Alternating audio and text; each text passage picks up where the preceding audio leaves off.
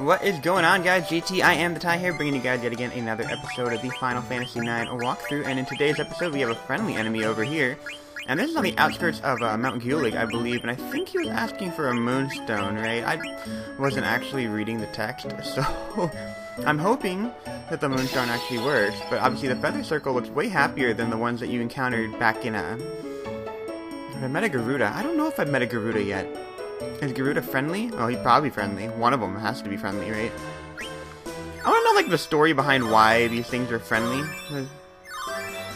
Here we go. But it's really nice when you have, like, ability up attached to something that will basically teach you 30 AP, because then you get 60 AP for that. So basically what I did, and prior to starting this video, is after, like, hunting for that guy forever and ever and ever, is I moved, like, the Protect Ring onto Vivi. That way he has this thing, like, almost completely learned already, because I think I had the Feather Boots on him before. He's learning auto float in the meantime, so basically he should be pretty close to learning everything over here. For this thing, I think Steiner can go ahead and move on to another item. He has a long reach ability right there, along with auto life. I'm gonna go ahead and put the Protect Ring on him for right now. And then for this one, I believe Zidane pretty much has everything learned right here, and I'm actually not gonna take Dagger along with me for the time being. I could learn Atamos, but I'll go ahead and put that on her a little bit later. I'm trying to see if there's anything else. She could. Ow, I could put the pumice piece on her. That's actually a very good thing to put on her later. And concentrate is obviously a great thing, because if you have concentrate on there, I believe concentrate increases the power of your magic spells. So basically, I'll put the amethyst on her for now, and then take her out of my group. And then before I continue on with the storyline, but in today's episode, we are going to make it. I don't know if I'm going to make it a short video or a long video. Because basically what I wanted to do is I wanted to break up Esto Gaza into one video and then Mount Gulug into a separate video, because I feel like in terms of storyline segments that works out really well.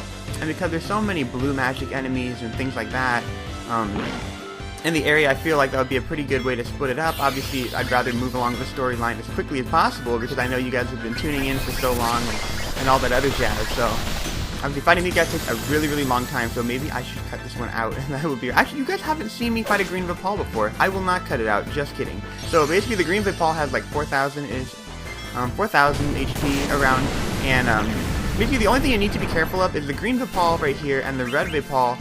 They cast Frost and Mustard Bomb, I believe. So obviously having the body temp ability equipped on your characters entering this area is really good, and I believe you do fight Garudas on the outskirts of Esto Gaza, and those guys cast Stop on you, so having the locomotion ability would help you out a lot in that regard as well. And, you know, because you can't be stopped when you're doing the locomotion, right? Because I think that's how the song goes, right? No, it goes nothing like that. So let's go ahead. Basically what I want to do is I want Quina to learn blue magic, so I'm going to take Quina with me, even though I think Dagger is more useful, because factoring in like all the Paradots and Topazes and Opals that I have currently in my party, like, basically she causes like 3,000 damage to everyone, so like the gamble of her not being able to actually cast a spell I think is really worth it still, but you know, that's just me. But I'll take Quina along because I think Quina has the ability to learn Frost and Mustard Bomb, and I think one other ability in this area, and I don't quite remember who gives it to who, but I'm going to take Quina with me anyway, because I figure why the heck not, right? So, go keep on moving along here, and I just wanted to say thank you so much for watching. Like, comment, subscribe. I'm going to end the video right here. No, I'm just kidding. I want to talk a little bit about work for a second, because basically, I think it might be a little bit premature, because basically I don't think that they've actually, like, offered final offers to anyone yet. I don't know why it takes them so long to come up with anything, but yeah, it takes them a really long time, and I'm not even gonna comment on that. It's really weird because I don't really quite understand corporate logic in America anymore. I don't think I've ever understood corporate logic anywhere, and I've never quite understood the tax code. Oh, I forgot that I did not put body temp on Quina. Well, that is a great pose to be frozen in, right? I want to tip Quina over right now. Does anybody else want to tip Quina over? Okay, maybe that's just me. Maybe that's weird. Quina looks like makes such a good statue.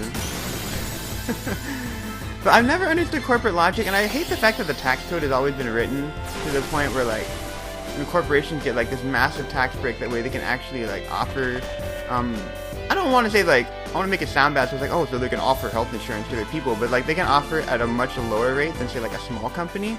So then it almost creates, like, this monopoly within the corporate world and within the business world itself, so then, like, the bigger always stay bigger, and I don't know why, like, that hasn't actually been addressed. I think it's really weird, but I don't know. I'm surprised it doesn't come up more, like, as an issue, but, you know, that's just me.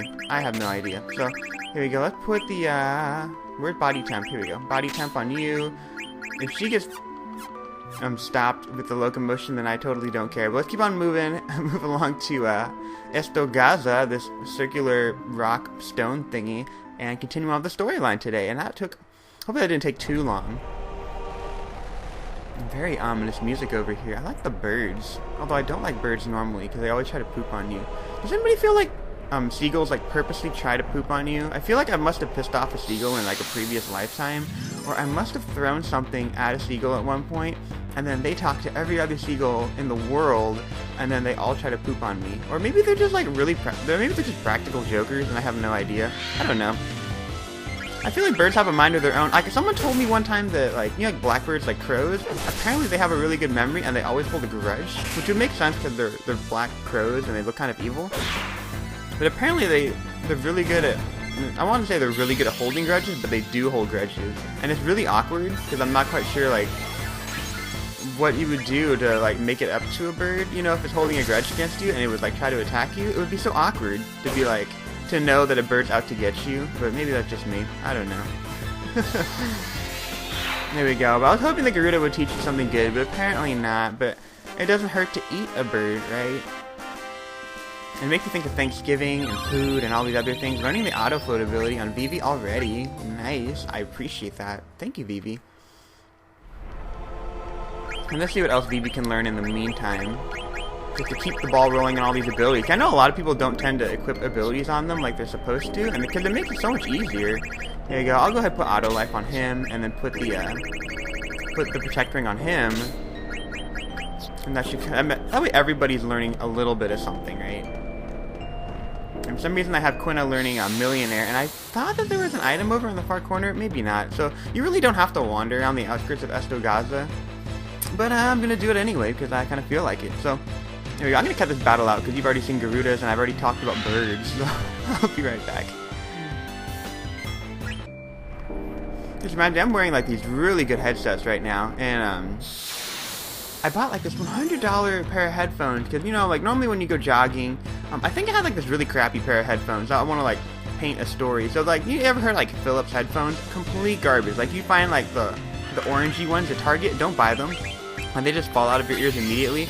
So I'm trying to find one where, like, because the problem that I constantly have with, like, headphones when you're running around at the gym is that, like, the cord gets frayed, or, like, the copper wire on the inside, like, it pulls, and then what eventually happens is that one of the speakers ends up dying, and there's no way to fix it at that point. I don't know if, like, it's covered under warranty, but most of the time, like, it died, like, immediately after the warranty, because it's, like, a 6-month warranty or something like that.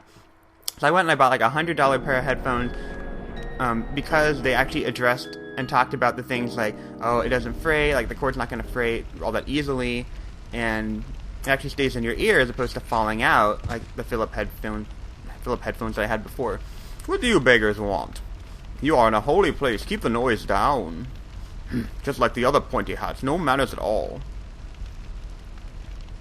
Hey mister, what did you just say? Have you seen some guys that look like my friend here? How dare you address me so? I am the priest of Esto Gaza, the holy place in which you stand. Mind your tongue, child. Are you in league with that Barazan crew? Tell me where they went. Was there a little girl with them? My friend's life is in danger. Tell me what you know, now. All life is equal. The living will return to the stars, through the path of souls of the Shimmering Island. What are you talking about? Didn't the Black Mages have a girl with them? But she's our friend. Didn't everyone from the Black Mage village come here? Tell me. I just watched them. Besides, they didn't do anything wrong.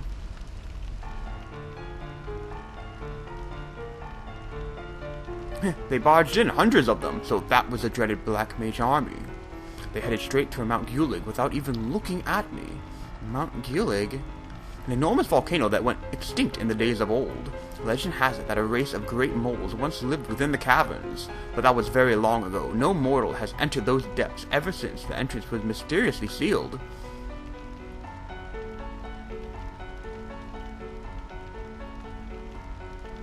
Put on some clothes, man.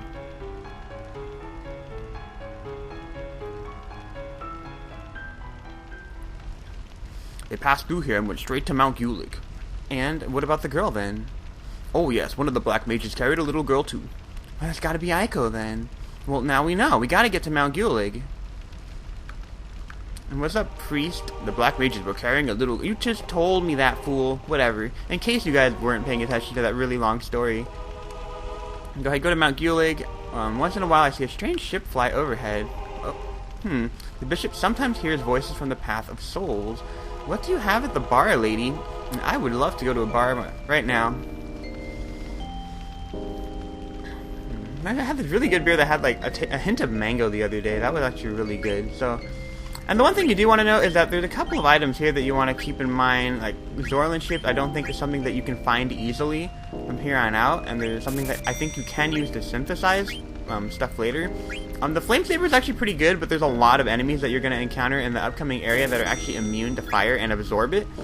So you might not want to equip it immediately.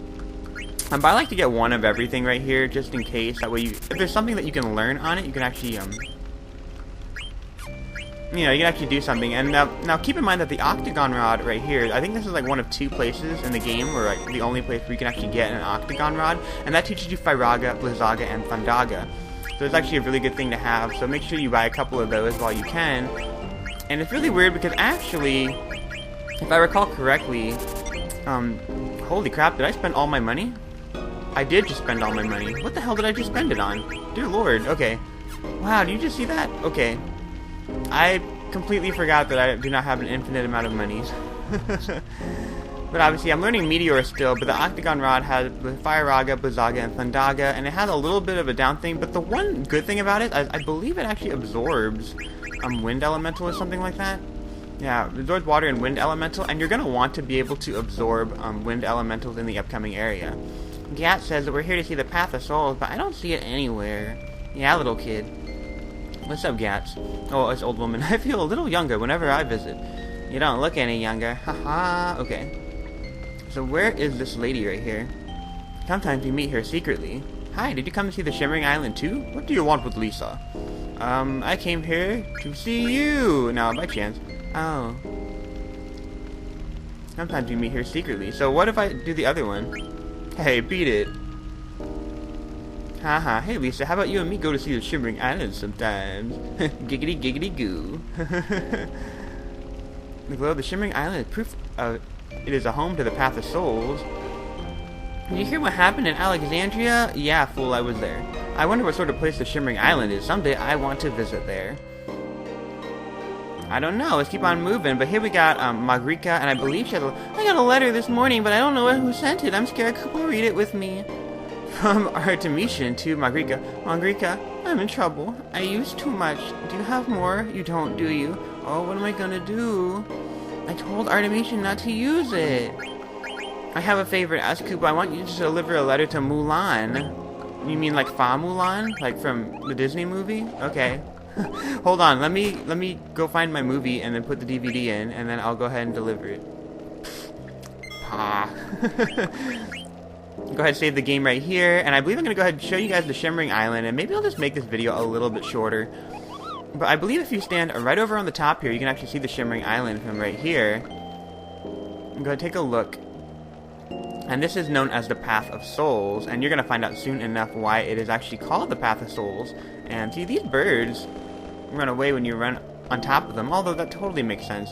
But if you want to go to Mount Gulug, you keep on going through here, and naturally, I do not know why they have the door open to Mount Gulug. It has never been visited by people since, like, the volcano erupted or whatever the hell that priest guy said, but who knows? I have no idea. But anyways, in the next video, I believe I'm going to go ahead and go through that, and then I'm going to make that this whole little separate video, and I think that'll be pretty good in terms of pacing. So anyways, I hope you guys enjoyed this video today. As always, you can feel free to click the like button. I don't feel like a whole lot happened, but I think in terms of like stuff you can learn and things like that, I feel like it was pretty useful overall. So thank you once again for watching and tuning in, and I will catch you all another time.